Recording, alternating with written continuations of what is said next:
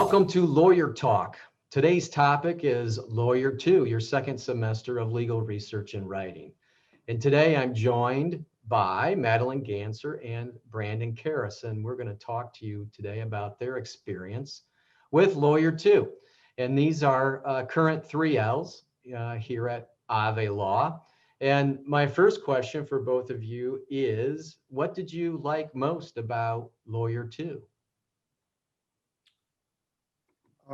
Madeline, would you like for me to go first? Yeah.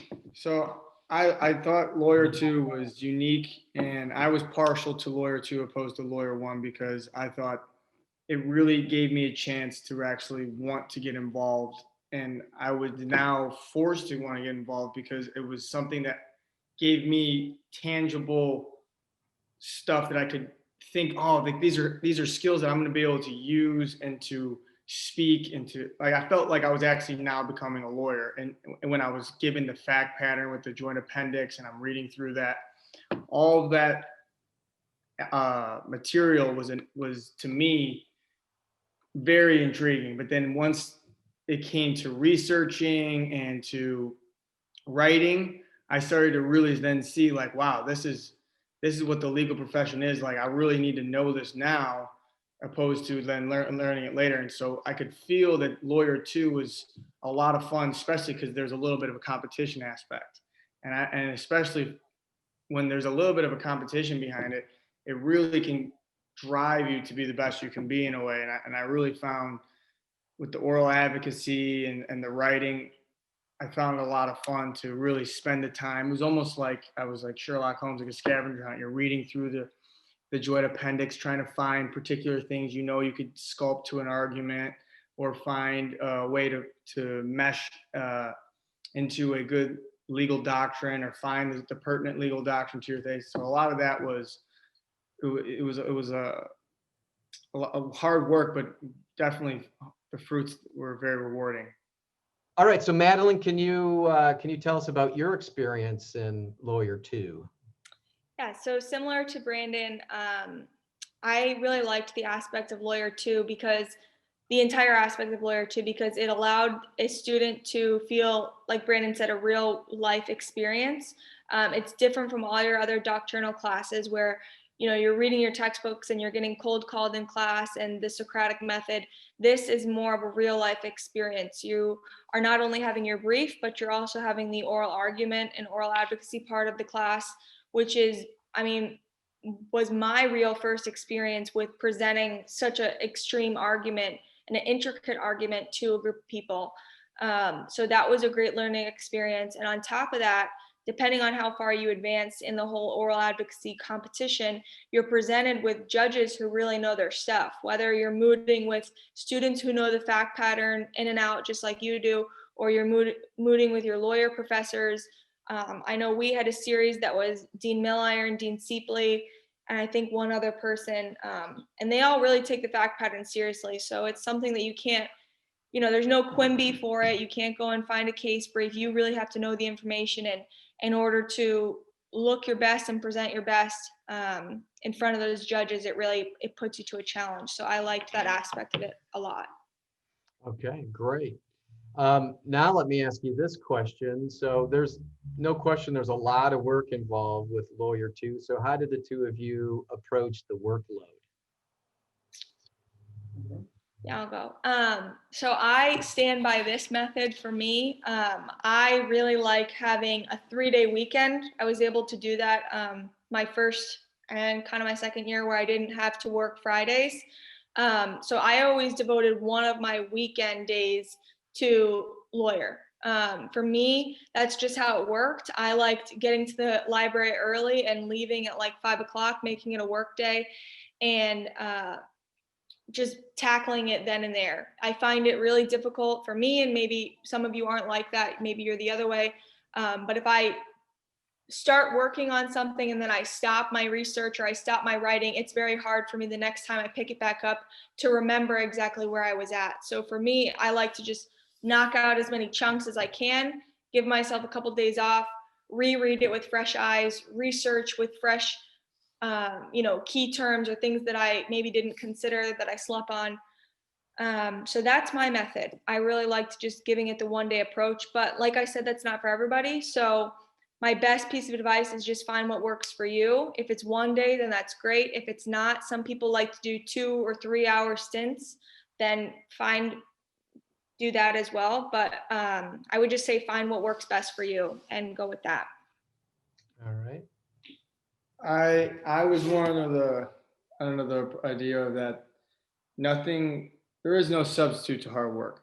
And I learned that through Lawyer 2, because the first semester of law school, I kind of was still trying to get acclimated, but then second semester came, I got motivated from the competition aspect, and I really dialed it into where I kind of came to the idea that if I'm not the best, I can at least go out trying my hardest. And then through that hard work, and I'm not going to die easy, just putting it in I mean, half of being successful is showing up and just actually being willing to just put in the time. So many people are not, well, or even when they think they're putting in the time, but they got their phone next to them half the time. They're checking Facebook just eliminate the distractions, put what's actually important in front of you. You're paying all this money to come to law school. Let's get the fruits from it. Spend the time, put the time in. And these are skills that you're going to have. You don't just become a great baseball player overnight or a great basketball player. You have to take thousands of jump shots, thousands of batting practice. Same thing with this. Case research is not learned overnight. How to write a great brief is not learned overnight. These are skills that are ultimately come from you dedicating yourself to this craft. And that comes with hard work. And if you devote yourself to Lawyer 2, it will yield the biggest fruits. And to me, it was, all right, I'm not going to find any shortcuts. I'm just going to give it everything I got and see where the chips fall. And that halfway through in the beginning, you're very anxious. You know, that first year, you're scared, it's frightening stuff. But that hard work really does eliminate the fear, because you start to see everything you need to see. You cover enough, and really hard work will eliminate anxiety and will help you feel confident in your abilities. Because now you've made the small mistakes prior to when the big time has to come.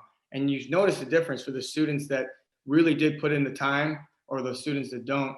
The ones that really put in the time really kind of from that point on go on to be better lawyers and to really set themselves up better at later on stages in law school, for moot court, for law review.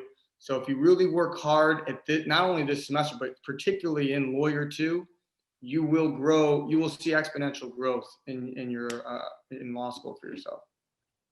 So you mentioned in your law career, and I know both of you have worked in law firms while students.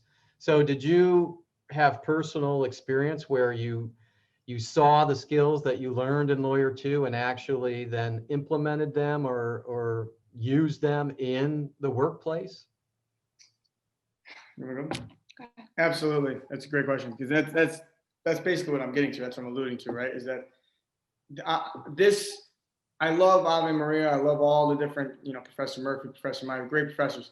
But I genuinely think that this department gives you so many vital tools. And anybody that's really gone, exactly what you just said, anybody that's gone to work, a lot of my skills, anything I've used in the workforce has come from this department. This department is so important. So you have to take these classes serious. Our professors are some of the best.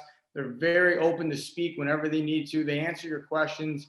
The stuff they're telling you, they've learned from their own experience. And I've seen and I've taken the way to communicate with clients, the way to examine how to do case research, how to start with secondary sources, don't forget it. These things are so vital, and what it comes down to is hard work and time management. And ultimately, if you can do those two, you need to be able to have the skills to be the best. Take the skills from this class and implement hard work and manage your time appropriately, and you're going to see yourself grow. You are going to see some sort of a success. And I think that how I started to see it translate was in the workforce. I was able to research and find things quicker. I was more pertinent with the things I needed for my employer. And those kind of things, if I was just thrown into the mix, or I went through it not wholeheartedly in Lawyer 2, I don't know if I would have been able to have gotten those necessary skills when it came time to work in a real law office. Yeah, I would agree with all those. And while Brandon was talking, it reminded me of a funny story because Brandon and I both did summer start in May 2018. We started, and we had our first training session with either a Lexus or a Westlaw rep. I can't remember exactly, but they had told us, you know, these writing legal research classes and advocacy classes are going to be the most important classes you take in law school. And when I was sitting there in the computer lab, I kind of laughed and I was like, no way, these are not going to be the most important. You know, you always hear about property, torts, contracts, all these big bar tested topics, but they were the Lexus or Westlaw representative was totally right and hit the nail on the head because these classes are so vital. Like I appreciate all my doctrinal classes, but like Brandon said, this lawyer department is, I think, some of the best. And I'm not just saying that. I think all of the teachers, I've had the privilege to work with three of them throughout my all my three different level of classes.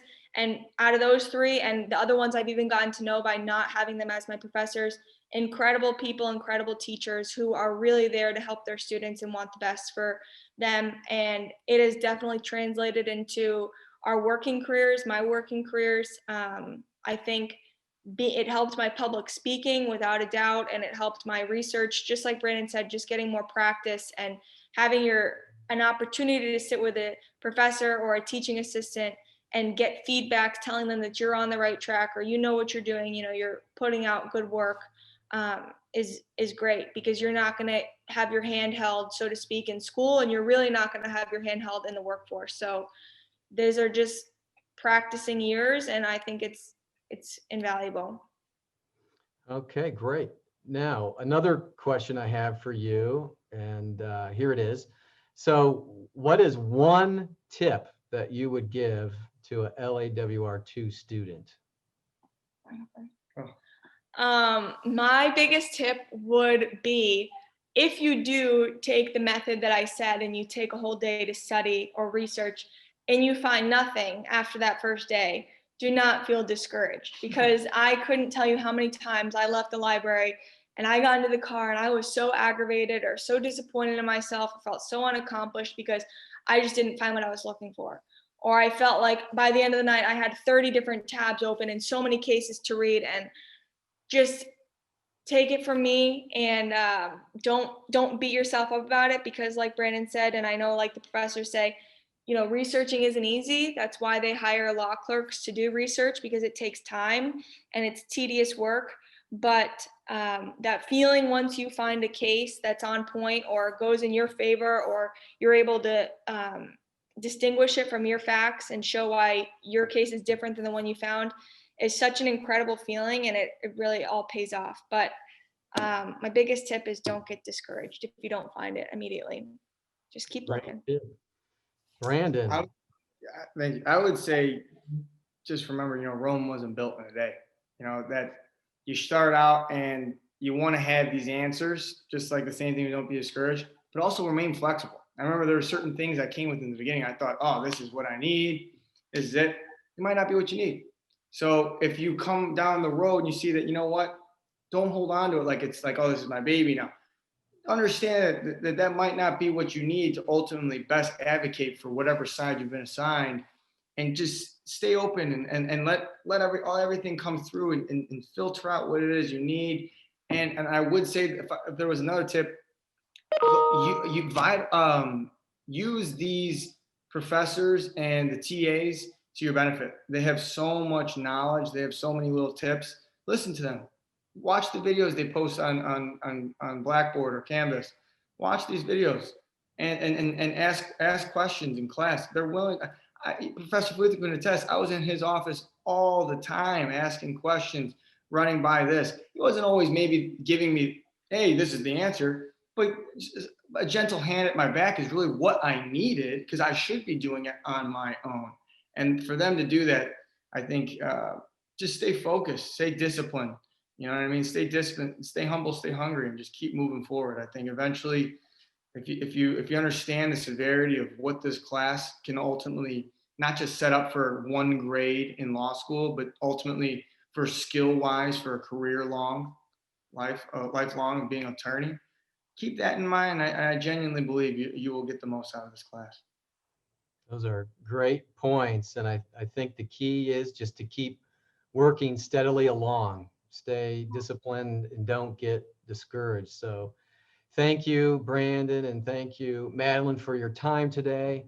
And that concludes this segment of Lawyer Talk.